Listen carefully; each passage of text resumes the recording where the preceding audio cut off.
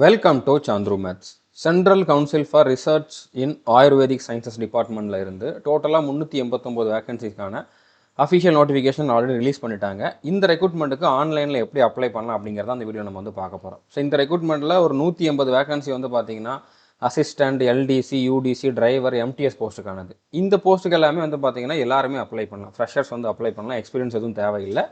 அதுக்கப்புறம் இந்த போஸ்ட்டுக்கு வந்து எஸ்எஸ்சியில் இருக்கக்கூடிய அதே சிலபஸ் தான். ஸோ இந்த ரெக்ரூட்மெண்ட் பார்த்தினா A to Z information already provide பண்ணிட்டேன். டிஸ்கிரிப்ஷனில் அந்த வீடியோக்கான லிங்க் வந்து நான் ப்ரொவைட் பண்ணியிருக்கேன். ஸோ பார்க்காதவங்க பார்த்துக்கோங்க. ஓகே, இப்போ நான் கொடுத்துருக்க அந்த வீடியோவில் வந்து பார்த்தீங்கன்னா 2 கரெக்ஷன் இருக்குது. அதாவது கரெக்ஷன் அப்படிங்கிறது வந்து நோட்டிஃபிகேஷன் விட்டதுக்கப்புறம் அவங்களே வெப்சைட்டில் கொடுத்துருந்த கரெக்ஷன். ஓகே, எக்ஸாம் பேட்டர்னில். இப்போ அசிஸ்டன்ட் போஸ்ட்டுக்கு வந்து பார்த்தீங்கன்னா அவங்க நோட்டிஃபிகேஷன் என்ன கொடுத்துருந்தாங்கன்னா எஸ்எஸ்சி சிஜிஎலோட சிலபஸ் அப்படிங்கிற மாதிரி மென்ஷன் பண்ணியிருந்தாங்க. அதுக்கப்புறம் இன்னொரு நோட்டீஸ் விட்டு அதில் எந்த மாதிரி கொடுத்துருக்காங்க அப்படின்னா, இதில் வந்து மேத்ஸ், ரீசனிங், இங்கிலீஷ், ஜிகே இதிலேருந்து மேத்ஸில் 40 கொஷின், அதுக்கு வந்து ஒரு கொஷினுக்கு அரை மார்க்கு, 20 மார்க்குக்கு எக்ஸாம். ஓகே, 20 மார்க் வந்து இருக்கும் அதில். அதுக்கப்புறம் ரீசனிங்கில் வந்து 30 கொஷின், ஒரு கொஷினுக்கு 1 மார்க்கு, ஸோ 30 மார்க்குக்கு இருக்கும். அதுக்கப்புறம் இங்கிலீஷில் 40 கொஷின், ஒரு கொஷினுக்கு அரை மார்க்கு, டோட்டலாக 20 மார்க்குக்கு இருக்கும். அதுக்கப்புறம் ஜிகேலேருந்து 20 கொஷின், 20 மார்க்குக்கு வந்து இருக்கும். ஓகே, அது போக எக்ஸ்ட்ராவாக வந்து இந்த 10 கம்ப்யூட்டர் நாலேஜ் கொஷின்ஸ் வந்து ஆட் பண்ணியிருக்காங்க. இதுக்கு வந்து 10 மார்க். ஓகே, ஸோ டோட்டலாக 140 கொஷின், 100 மார்க்குக்கு வந்து எக்ஸாம் இருக்கும். ஸோ இந்த சேஞ்ச் வந்து அவங்க பண்ணியிருக்காங்க. அதாவது இதில் வந்து கம்ப்யூட்டர் நாலேஜ் ஆட் பண்ணியிருக்காங்க. நம்பர் ஆஃப் கொஷின்ஸ் வந்து வேரி ஆகுது, சிலபஸ் சேம் தான். ஸோ நம்மளுடைய கோர்ஸில் நீங்கள் சிஜிஎலுக்கான சிலபஸை ஃபாலோ பண்ணுங்கள். இந்த போஸ்ட்டுக்கு அப்ளை பண்ணுறீங்கன்னா எக்ஸ்ட்ராவாக கம்ப்யூட்டர் நாலேஜுமே நம்மளுடைய கோர்ஸில் ஆல் இன் ஒன் கோர்ஸில் வந்து பார்த்தீங்கன்னா டாபிக் வைஸ் வீடியோஸ் ஃபோல்டரில் இருக்கும். ஓகே, அதில் நீங்கள் வந்து கம்ப்யூட்டர் நாலேஜ் வந்து படிச்சுக்கலாம். அடுத்து ஸ்டெனோகிராஃபர் போஸ்ட்டுக்கு வந்து நோட்டிஃபிகேஷன் வந்து மேத்ஸ் இருக்கிற மாதிரி கொடுத்துருந்தாங்க. பட் இப்போ வந்து மேத்ஸ் கிடையாது அப்படிங்கிறத வந்து சொல்லிட்டாங்க. ஓகே, இங்கிலீஷில் வந்து பார்த்தீங்கன்னா 50 கொஷின் கேட்பாங்க, ரீசனிங்கில் 25 கொஷின், ஜிகேல 25 கொஷின், இதுக்குமே 100 கொஷின், 100 மார்க்குக்கு வந்து எக்ஸாம் இருக்கும். சேம் தான், மற்றது எல்லாமே சேம் தான்.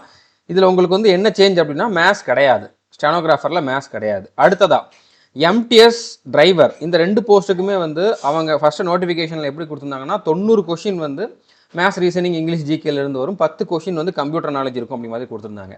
இப்போ என்ன பண்ணிட்டாங்கன்னா அந்த கம்ப்யூட்டர் நாலேஜ் கிடையாது, 100 கொஷினுமே வந்து பார்த்தீங்கன்னா மேத்ஸ், ரீசனிங், இங்கிலீஷ், ஜிகேல இருந்தால் இருக்கும். 25 கொஷின் இருக்கும், 100 கொஷின், 100 மார்க்குக்கு வந்து எக்ஸாம் இருக்கும். ஸோ சிலபஸ் வந்து எஸ்எஸ்சி எம்டிஎஸ்ல இருக்கக்கூடிய அதே சிலபஸ் தான் இருக்கும். ஓகே, ஸோ இது வந்து இந்த சேஞ்சஸ் எல்லாமே ரொம்ப ரொம்ப இம்பார்ட்டன்ட் ஆனது. ஏன்னா எக்ஸாம் பேட்டர்ன் அப்படிங்கிறப்போ நீங்கள் வந்து தப்பாக வந்து இதுக்காக வந்து படிச்சுட்டு இருந்துடக்கூடாது. ஓகே, அடுத்து எக்ஸாமுக்கு அப்ளை பண்ணுறதுக்கு, இந்த ரெக்ரூட்மெண்ட்டுக்கு அப்ளை பண்ணுறதுக்கான டேட் வந்து எக்ஸ்டெண்ட் பண்ணியிருந்தாங்கன்னு சொல்லியிருந்தேன். ஓகே, ஸோ இதுக்கு அப்ளை பண்ணுற லாஸ்ட் டேட் வந்து பார்த்தீங்கன்னா 22 செப்டம்பர். அடுத்து கரெக்ஷன் விண்டோவுமே வந்து எப்போ ஓப்பன் ஆகும் அப்படிங்கிறத சொல்லியிருக்காங்க. 25 செப்டம்பர்லேருந்து 27 செப்டம்பர் வரைக்கும் கரெக்ஷன் வந்து ஓப்பனில் இருக்கும். பட் கரெக்ஷன் பண்ணுறதுக்கு நீங்கள் 250 ருபீஸ் வந்து ஒவ்வொரு வாட்டியும் பே பண்ணணும். அப்படின்னா நீங்கள் இப்போ இந்த வீடியோவில் நான் என்ன சொல்கிறேன்னு அதை வந்து தெளிவாக அண்டர்ஸ்டாண்ட் பண்ணிவிட்டு அதுக்கப்புறம் அப்ளை பண்ணுங்கள். ஓகே, ஸோ டிஸ்கிரிப்ஷனில் அப்ளை பண்ணுற இந்த வெப்சைட்டுக்கான லிங்க் வந்து நான் கொடுத்துருக்கேன். நீங்கள் அதை ஓப்பன் பண்ணிங்கன்னா நம்மளோட டெலகிராம் சேனலுக்கு தான் அந்த லிங்க் போகும். டெலகிராம் சேனலில் உங்களுக்கு இந்த டைரக்ட் லிங்க் இருக்கும். ஓகே, ஸோ அந்த லிங்க்கை நீங்கள் ஓப்பன் பண்ணிங்க அப்படின்னா இந்த பேஜ் ஓப்பன் ஆகும். இதில் நீங்கள் ஃபஸ்ட்டு வந்து ரிஜிஸ்ட்ரேஷன் பண்ணணும். ஓகே, இப்போ இந்த இடத்துல வந்து ரைட் சைட் கார்னரில் நியூ யூசர் அப்படிங்கிற மாதிரி ஆப்ஷன் இருக்குதுல்ல, அதை வந்து கிளிக் பண்ணுங்கள். அடுத்த பேஜில் கீழே வந்தீங்க அப்படின்னா இது ஃபுல்லாகவே வந்து அப்ளை பண்ணுறதுக்கான இன்ஸ்ட்ரக்ஷன் தான் கொடுத்துருக்காங்க. இதில் வந்து ஃபோட்டோ, சிக்னேச்சர் பற்றிலாம் கொடுத்துருக்காங்க. ஓகே, இப்போ நீங்கள் அப்லோட் பண்ணுற பாஸ்போர்ட் சைஸ் ஃபோட்டோ வந்து 2025 எடுத்த ஃபோட்டோவாக இருக்கணும். பேக்ரவுண்டு வந்து ஒரு லைட் கலராக இருக்கணும். ஒயிட் கலர் பேக்ரவுண்ட் வச்சுக்கிறது வந்து நல்லது. ஓகே, அதுக்கப்புறம் இதில் வந்து சைஸ் வந்து பார்த்தீங்கன்னா 20 கேபிலேருந்து 50 கேபிக்குள்ளே இருக்கணும். நீங்கள் தொப்பி போட்டிருக்கிற மாதிரியோ, கண்ணாடி போட்டிருக்கிற மாதிரியோ, கிளாஸ் போட்டிருக்க மாதிரியோ ஃபோட்டோ வந்து அப்லோட் பண்ணிடாதீங்க. ஓகே, ஸோ 20லேருந்து 50 கேபிக்குள்ளே இருக்கணும். ஜேபிஜி ஃபார்மேட்டில் இருக்கலாம். சிக்னேச்சர் வந்து பார்த்தீங்கன்னா ஒயிட் கலர் பேப்பரில் பிளாக் இங்கில் சைன் போட்ட சிக்னேச்சர் தான் நீங்கள் அப்லோட் பண்ணணும். 10 கேபிலேருந்து 20 கேபிக்குள்ளே வந்து சைஸ் இருக்கணும். ஓகே, ஸோ மற்றபடி டாக்குமெண்ட்ஸ் எல்லாமே சொல்லியிருக்காங்க. டாக்குமெண்ட் அப்லோட் பண்ணுறதுக்கு வந்து 50 கேபிலேருந்து 2048 கேபிக்குள்ளே வந்து இருக்கணும் அப்படிங்கிற மாதிரி சொல்லியிருக்காங்க. ஸோ என்ன டாக்குமெண்ட்ஸ் அப்படிங்கிறது நம்ம அப்ளை பண்ணுறப்ப தான் தெரியும். ஓகே, ஸோ ஃபோட்டோ, சிக்னேச்சர் வந்து ஜேபிஜி ஃபார்மேட்டில் வந்து இருக்கலாம். ஓகே, இப்போ இதில் இந்த பேஜில் கீழே வந்தீங்க அப்படின்னா இந்த இடத்துல ஒரு பாக்ஸ் இருக்கும். இதை செலக்ட் பண்ணிவிட்டு கண்டினியூ அப்படிங்கிறத வந்து கிளிக் பண்ணுங்கள். இதில் உங்களோட ஃபுல் நேம் கொடுக்கணும். 10th மார்க் ஷீட்டில் எப்படி இருக்கோ அந்த மாதிரி நேம் கொடுங்க. மறுபடியும் நேம் வந்து இங்கே ரிப்பீட் பண்ணுங்கள். ஃபாதர் நேம் கொடுங்க, ஃபாதர் நேமை ரிப்பீட் பண்ணுங்கள். மதர் நேமை ரிப்பீட் பண்ணுங்கள். டேட் ஆஃப் பர்த் கொடுங்க, அதை ரிப்பீட் பண்ணுங்கள். உங்களோட ஏஜ் என்ன அப்படிங்கிறது இங்கே வந்து ஆட்டோமேட்டிக்காக வந்துடும். ஜெண்டர் என்ன அப்படிங்க சூஸ் பண்ணுங்கள். மறுபடியும் அதை வந்து சூஸ் பண்ணுங்கள். நேஷ்னாலிட்டி வந்து இந்தியன் அப்படிங்கிறது வந்து கொடுத்துக்கோங்க. அடுத்ததாக மறுபடியும் வந்து அதை கன்ஃபார்ம் பண்ணிக்கோங்க. ஓகே, மொபைல் நம்பர் கொடுத்துட்டு சென்ட் ஓடிபி கொடுத்தீங்கன்னா மொபைல் நம்பருக்கு ஓடிபி வரும், அதை என்ட்ரு பண்ணி வெரிஃபை பண்ணிக்கோங்க. இமெயில் ஐடி கொடுத்துட்டு சென்ட் ஓடிபி கொடுத்தீங்கன்னா இமெயில் ஐடிக்கு வந்து ஓடிபி வரும், அதையும் என்ட்ரு பண்ணி வெரிஃபை பண்ணிக்கோங்க. பாஸ்வேர்டு வந்து நீங்கள் தான் செட் பண்ணணும். ஸோ பாஸ்வேர்டு வந்து உங்களுக்கு 1 அப்பர் கேஸ் கண்டிப்பாக இருக்கணும், 1 லோயர் கேஸ் கண்டிப்பாக இருக்கணும், ஒரு நம்பர் இருக்கணும், ஒரு ஸ்பெஷல் கேரக்டர் இருக்கணும். இந்த மாதிரி மினிமம் ஒரு 8 கேரக்டர் இருக்கிற மாதிரி வந்து பாஸ்வேர்டு வந்து இங்கே வந்து என்ட்ரு பண்ணுங்கள். ஓகே, அதே பாஸ்வேர்டை மறுபடியும் இங்கே வந்து ரிப்பீட் பண்ணிவிட்டு இந்த கேப்சா கோட் அங்கே என்ட்ரு பண்ணிவிட்டு சப்மிட் கொடுங்க. ஸோ அடுத்ததாக உங்களுடைய யூசர் ஐடி என்னவோ இங்கே வந்திருக்கும். ஓகே, இந்த யூசர் ஐடி உங்களுக்கு வந்து எஸ்எம்எஸ் இமெயிலே வந்திருக்கு. இந்த யூசர் ஐடி நீங்கள் கொடுத்த பாஸ்வேர்டு ரெண்டுமே வந்திருக்கும். இது நீங்கள் வந்து நோட் பண்ணி வச்சுக்கோங்க. ஃப்யூச்சரில் நீங்கள் அட்மிட் கார்டு டவுன்லோட் பண்ணுறதுக்கு எல்லாத்துக்குமே வந்து இந்த யூசர் ஐடியும் இப்போ நீங்களாக கொடுத்த அந்த பாஸ்வேர்டும் உங்களுக்கு தேவைப்படும். ஓகே, இப்போ please click here to login அப்படிங்கிறத வந்து கிளிக் பண்ணுங்கள். இப்போ அந்த யூசர் ஐடி என்னவோ அதை வந்து இங்கே என்ட்ரு பண்ணுங்கள். பாஸ்வேர்டை என்ட்ரு பண்ணிவிட்டு இந்த கேப்சா கோடை என்ட்ரு பண்ணிவிட்டு லாகின் பண்ணுங்கள். அடுத்த பேஜில் கீழே வாங்க. ஓகே, மறுபடியும் இன்ஸ்ட்ரக்ஷன் தான் இருக்கும். கீழே வந்துட்டு கண்டினியூ அப்படிங்கிறத வந்து கிளிக் பண்ணுங்கள். இப்போ அடுத்த பேஜில் உங்களோட கேட்டகரி என்ன அப்படிங்கிறத சூஸ் பண்ணணும். ஓகே, இப்போது நீங்கள் என்ன கேட்டகரி, ஓபிசியா, யூஆரா, எஸ்சி, எஸ்டி அப்படிங்கிறது வந்து எதை சூஸ் பண்ணணும். அதுக்கப்புறம் இதில் நீங்கள் இடபிள்யூஎஸ் கேட்டகரியில் வருவீங்களா அப்படிங்கிறத கேட்டிருக்காங்க. இதில் எஸ்னா எஸ் கொடுங்க, இல்லைனா நோ கொடுத்துருங்க. ஏன்னா இங்கே இடபிள்யூஎஸ் கொடுக்கல. ஓகே, இதில் என்ன கேட்டகரி அப்படிங்கிறத கொடுத்துட்டு அதுக்கப்புறம் நீங்கள் இடபிள்யூஎஸ்ஸான்னு கேட்டிருக்காங்க. ஸோ இங்கே நீங்கள் இடபிள்யூஎஸ் கேட்டகரினா இங்கே எஸ் கொடுங்க. மேரிடா அன்மேரிடா அப்படிங்கிறது வந்து சூஸ் பண்ணிக்கோங்க. அதுக்கப்புறம் நீங்கள் பிடபிள்யூ கேண்டிடேட் அப்படின்னா இந்த இடத்துல எஸ் கொடுங்க. ஸோ உங்களுக்கு என்ன டிசேபிலிட்டி இருக்குது அப்படிங்கிறத வந்து சூஸ் பண்ணுங்கள். இல்லை அப்படின்னா நோ கொடுத்துருங்க. ஓகே, அடுத்து நீங்கள் வந்து எக்ஸ் சர்வீஸ்மேனானு கேட்டிருக்காங்க. ஓகே, பிடபிள்யூ கேண்டிடேட்னா மாற்றுத்திறனாளியான்னு கேட்டிருக்காங்க. ஓகே, ஒரு சிலர் புரியாமல் போயிருக்கலாம், அதனால சொல்கிறேன். ஸோ எக்ஸ் சர்வீஸ்மேனாக இருந்தால் எஸ் கொடுங்க, இல்லைனா நோ கொடுங்க. அடுத்து இந்த இடத்துல எல்லாருமே நோ கொடுத்துருங்க. தமிழ்நாட்டில் யாரும் இதில் வர மாட்டீங்க. நீங்கள் சென்ட்ரல் கவர்மெண்ட் சிவிலியன் எம்ப்ளாயாக இருந்தீங்கன்னா எஸ் கொடுங்க, இல்லைனா நோ கொடுங்க. நீங்கள் ஸ்போர்ட்ஸ் பர்சனாக இருந்தால் எஸ் கொடுக்கணும். ஸ்போர்ட்ஸ் பர்சன்னா மினிமம் ஸ்டேட் லெவலில் விளையாண்டுருக்கணும். ஸ்டேட்டு, நேஷனல், இல்லைனா இன்டர்நேஷ்னல், அது என்னென்ன கேம்ஸ் அப்படிங்கிறது இந்த லிஸ்ட்டில் இருக்கும். ஓகே, அப்படி இருந்தால் கொடுங்க, இல்லைனா இங்கே நோ கொடுத்துருங்க.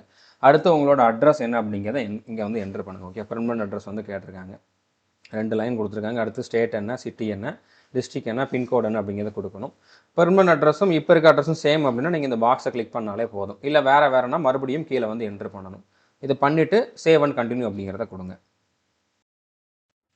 ஸோ அடுத்த பேஜில் உங்களோட 10th ஸ்டாண்டர்ட் டீட்டெயில்ஸ் வந்து கேட்டிருக்காங்க. ஓகே, ஸோ இதில் நீங்கள் வந்து உங்களோட போர்டு என்ன அப்படிங்க சூஸ் பண்ணணும். இப்போ நீங்கள் ஸ்டேட் போர்டில் படிச்சிருந்தீங்க அப்படின்னா இதுதான். Okay, state board of school examination Tamil Nadu அப்படிங்கக்கூடிய ஆப்ஷன் வந்து நீங்கள் கொடுக்கணும். ஓகே, ஸோ இங்கே இருக்குது. Okay, state board of school examination அப்படி அதுக்கப்புறம் பார்த்தீங்கன்னா board of higher secondary Tamil Nadu அப்படிங்கிற மாதிரி இருக்குது. ஓகே, அடுத்ததாக எந்த மந்த் எந்த இயரில் நீங்கள் பாஸ் பண்ணீங்க, பர்சன்டேஜ் அப்படிங்க சூஸ் பண்ணுங்கள். எவ்வளோ பர்சன்டேஜ் அப்படிங்கிறத கொடுத்துட்டு சேவ் அண்ட் கண்டினியூ அப்படிங்கிறத கிளிக் பண்ணுங்கள். அடுத்த பேஜில் வந்து பார்த்தீங்கன்னா உங்களுடைய ஃபோட்டோ வந்து நீங்கள் அப்லோட் பண்ணணும். சூஸ் ஃபோட்டோ கொடுத்துட்டு அப்லோட் பண்ணிடுங்க. 20 கேபிலேருந்து 100 கேபிக்குள்ள இருக்கணும். ஆல்ரெடி நான் அதை பற்றி சொல்லிட்டேன்.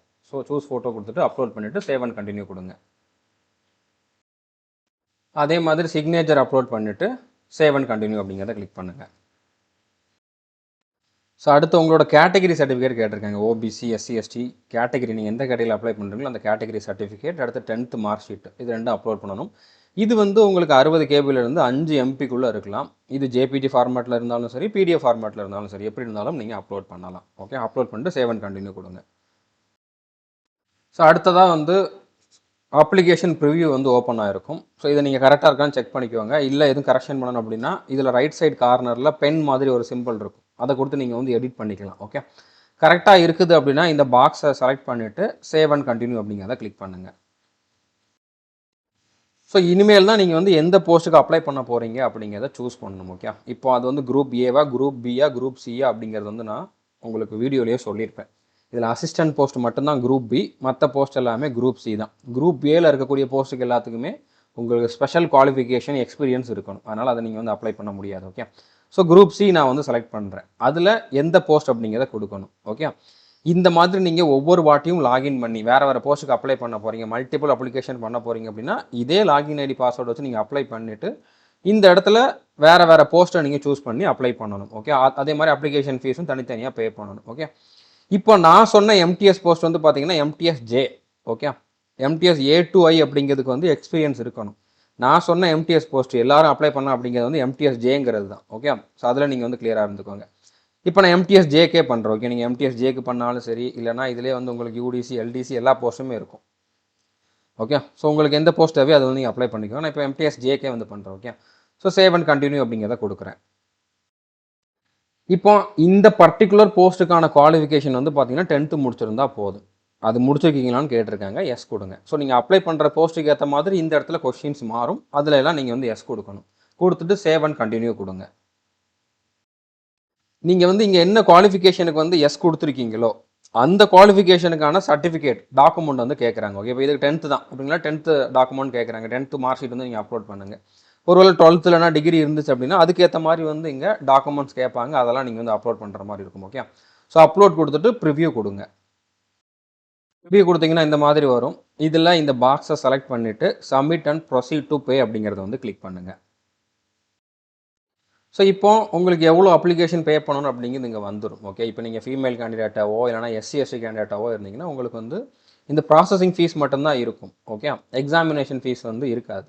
ஓகே, பட் நீங்கள் யூஆர் இல்லைனா ஓபிசியில் வரக்கூடிய மேல் கேண்டிடேட்டாக இருந்தீங்க அப்படின்னா உங்களுக்கு இந்த எக்ஸாமினேஷன் ஃபீஸும் சேர்ந்து டோட்டலாக எவ்வளோ அப்படிங்கிற மாதிரி வரும். ஓகே, ஸோ இதில் எஸ்பிஐ இபே அப்படிங்கிற செலக்ட் பண்ணிவிட்டு ப்ரொசீட் டு பேமெண்ட் கொடுத்துட்டு நீங்கள் வந்து ஆன்லைனில் பே பண்ணுற மாதிரி இருக்கும். ஓகே, இதில் யூபிஐ ஆப்ஷனும் இருக்குது, இன்டர்நெட் பேங்கிங்கும் இருக்குது, கிரெடிட் கார்டு டெபிட் கார்டும் இருக்குது. இதில் ஏதாச்சும் ஒரு ஆப்ஷனை சூஸ் பண்ணி நீங்கள் வந்து பே பண்ணுங்கள். ஸோ பேமெண்ட் பண்ணிட்டீங்க அப்படின்னா உங்களோட அப்ளிகேஷன் வந்து அந்த பர்டிகுலர் போஸ்ட்டுக்கானது வந்து சப்மிட் ஆயிரும். ஓகே, ஸோ இப்போ ஒரு போஸ்ட்டுக்கு அப்ளை பண்ணிட்டீங்க, மல்டிபிள் அப்ளிகேஷன் பண்ணணும் அப்படின்னு இப்போ எம்டிஎஸ்க்கும் அப்ளை பண்ணுறேன், எல்டிசிக்கும் அப்ளை பண்ணுறேன், யூடிசிக்கும் அப்ளை பண்ணுறேன், ஸ்டெனோக்கும் அப்ளை பண்ணுறேன். அப்படி மாதிரி எல்லா போஸ்ட்டுக்குமே அப்ளை பண்ண முடியும். பட் அப்ளிகேஷன் ஃபீஸ் தனித்தனியாக பே பண்ணணும், தனித்தனியாக எக்ஸாமும் நீங்கள் எழுதணும், தனித்தனியாக வந்து அப்ளை பண்ணணும். ஓகே, இப்போ ஒரு போஸ்ட்டுக்கு அப்ளை பண்ணதுக்கப்புறம் இன்னொரு போஸ்ட்டுக்கு அப்ளை பண்ணுறதுக்கு என்ன பண்ணணும் அப்படின்னா, ஒருவேளை லாக் அவுட் ஆயிடுச்சு அப்படின்னா திரும்பவும் இதே பேஜில் போய் லாகின் பண்ணுங்கள். இப்போ நீங்கள் வந்து ஆல்ரெடி ரிஜிஸ்ட்ரேஷன் பண்ணிட்டீங்க. ஸோ ரிஜிஸ்டர்டு கேண்டிடேட் அப்படிங்கிறத நீங்கள் செலக்ட் பண்ணுங்கள். ஸோ இங்கே வந்து உங்களோட யூசர் ஐடி பாஸ்வேர்டு அதே சேம் யூசர் ஐடி பாஸ்வேர்டு தான், அதை கொடுத்துட்டு கேப்சா கோடை என்ட்ரி பண்ணிட்டு லாகின் பண்ணுங்கள். இப்போ நான் ஆல்ரெடி ஒரு போஸ்ட்டுக்கு அப்ளை பண்ணிட்டேன். இன்னொரு போஸ்ட்டுக்கு அப்ளை பண்ணுறதுக்கு இங்கே மேலே வந்து பார்த்தீங்கன்னா அப்ளை போஸ்ட் அப்படிங்கக்கூடிய ஆப்ஷன் இருக்குது. அதை செலக்ட் பண்ணுறேன். ஓகே, செலக்ட் பண்ணிவிட்டு இப்போ நான் வேறு ஒரு போஸ்ட்டை கொடுக்கணும். ஓகே, இப்போ குரூப் பி இல்லைனா குரூப் சி கொடுக்குறேன். ஓகே, ஏதோ ஒன்று அதை செலக்ட் பண்ணிவிட்டு இப்போ எம்டிஎஸ் போஸ்ட்டுக்கு நான் அப்ளை பண்ணியிருந்தேன். ஓகே, அடுத்து வந்து நான் இப்போ ஸ்டெனோகிராஃபர் கிரேட் 2க்கு அப்ளை பண்ணுறேன்னா யூடிசிக்கு அப்ளை பண்ணுறதுக்கு அதை செலக்ட் பண்ணிட்டு சேவ் அண்ட் கண்டினியூ கொடுக்குறேன். ஓகே, ஸோ கொடுத்தோம்னா இப்போ அதுக்கான குவாலிஃபிகேஷன் என்னவோ அதுக்கு வந்து டிகிரி முடிச்சிருக்கணும். டிகிரிங்கிறது எஸ் கொடுக்கணும். ஓகே, ஸோ டிகிரி சர்டிஃபிகேட் உங்ககிட்ட இருந்தால் ஒரிஜினல் கொடுங்க, இல்லைனா ப்ரொவிஷனல் இருக்குன்னா ப்ரொவிஷனல் கொடுங்க. எந்த இயரில் பாஸ் பண்ணீங்க அப்படிங்கிறது வந்து செலக்ட் பண்ணுங்கள். ஓகே, 25 அப்படிங்க நான் கொடுத்துக்கிறேன். ஓகே, அடுத்ததாக என்ன யூனிவர்சிட்டி அப்படிங்கிற சூஸ் பண்ணணும்.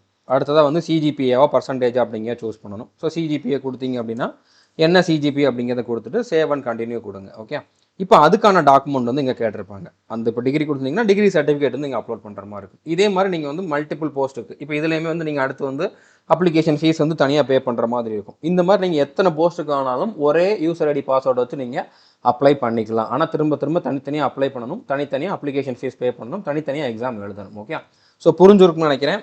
கண்டிப்பாக இந்த வீடியோ நிறைய பேர் எக்ஸ்பெக்ட் பண்ணிக்கிட்டு இருந்திருப்பீங்க. ஸோ எக்ஸாமுக்கு அப்ளை பண்ணுற டேட் வந்து டைம் வந்து கம்மியாக தான் இருக்குது. முடிஞ்சளவு சீக்கிரமாக அப்ளை பண்ணிடுங்க. முடிஞ்சளவு இந்த வீடியோவை எல்லாரோடமே ஷேர் பண்ணுங்கள். ஏன்னா இந்த ரெக்ரூட்மெண்ட் பற்றி அவேர்னஸ் அதிகமாக இல்லை. அதனால தான் இதுக்கான எக்ஸாம் அதை அப்ளை பண்ணுற டேட்டை வந்து அவங்க எக்ஸ்டெண்டும் பண்ணியிருக்காங்க.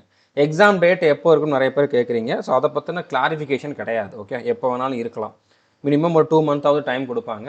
ஆல்ரெடி நீங்கள் ஒரு எஸ்எஸ்சி ஆஸ்பிரண்ட் அப்படின்னா நீங்கள் அதே ப்ரிப்பரேஷன் வச்சு எழுதலாம். இல்லை புதுசாக படிக்க போகிறீங்க அப்படின்னா நம்மளுடைய ஆல் இன் ஒன் கோர்ஸில் ஜாயின் பண்ணிவிட்டு எஸ்எஸ்சி எக்ஸாமுக்கு நம்ம என்ன சிலபஸ் கொடுத்துருக்குறோமோ அதை மட்டும் நீங்கள் வந்து படிங்க. Okay, A to Z information video பார்த்தீங்கனாலே அதில் நான் தெளிவாக சொல்லியிருப்பேன். அந்த வீடியோ பார்க்காதவங்களும் பார்த்துக்கோங்க. All the best. தேங்க்யூ.